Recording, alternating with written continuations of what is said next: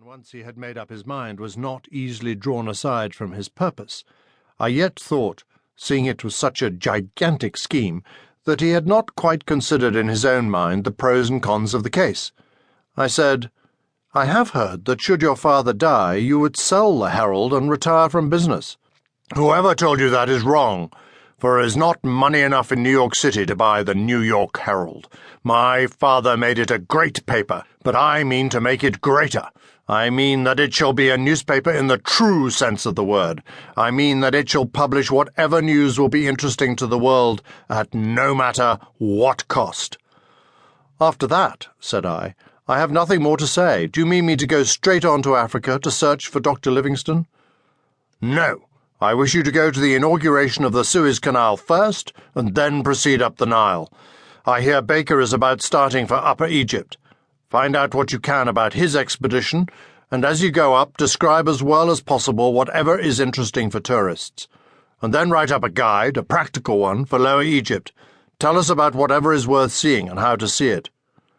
Then you might as well go to Jerusalem. I hear Captain Warren is making some interesting discoveries there. Then visit Constantinople and find out about that trouble between the Khedive and the Sultan. Then, let me see, you might as well visit the Crimea and those old battlegrounds. Then go across the Caucasus to the Caspian Sea. I hear there's a Russian expedition bound for Khiva. From thence you may get through Persia to India. You could write an interesting letter from Persepolis. Baghdad will be close on your way to India. Suppose you go there, write up something about the Euphrates Valley Railway. Then, when you've come to India, you can go up to Livingstone. Probably you will hear by that time that Livingstone is on his way to Zanzibar, but if not, go into the interior and find him. If alive, get what news of his discoveries you can, and if you find he's dead, bring all possible proofs of his being dead. That is all. Good night, and God be with you." "Good night, sir," I said.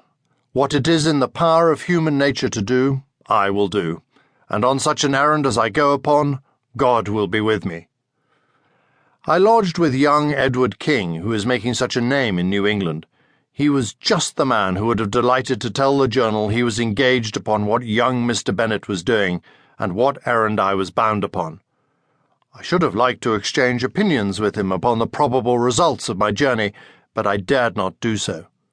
Though oppressed with the great task before me, I had to appear as if only going to be present at the Suez Canal. Young King followed me to the express train bound for Marseille, and at the station we parted. He to go and read the newspapers at Bowles's reading room, I to Central Africa, and who knows? There is no need to recapitulate what I did before going to Central Africa.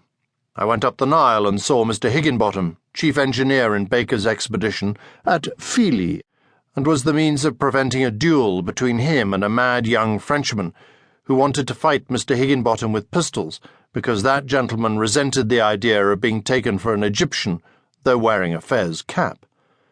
I had a talk with Captain Warren at Jerusalem and descended one of the pits with a sergeant of engineers to see the marks of the Tyrian workmen on the foundation stones of the Temple of Solomon. I visited the mosques of Stamboul with the minister-resident of the United States and the American consul general. I travelled over the Crimean battlegrounds with Kinglake's glorious books for reference in my hand. I dined with the widow of General Liprandi at Odessa. I saw the Arabian traveller Palgrave at Trebizond and Baron Nikolai, the civil governor of the Caucasus, at Tiflis.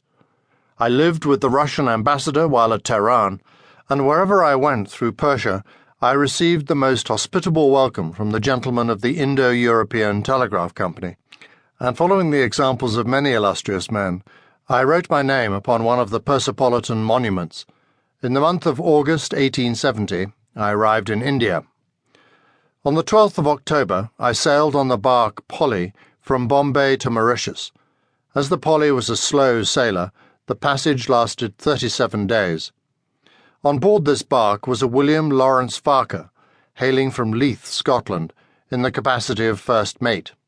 He was an excellent navigator, and thinking he might be useful to me, I employed him, his pay to begin from the date we should leave Zanzibar for Bagamoyo.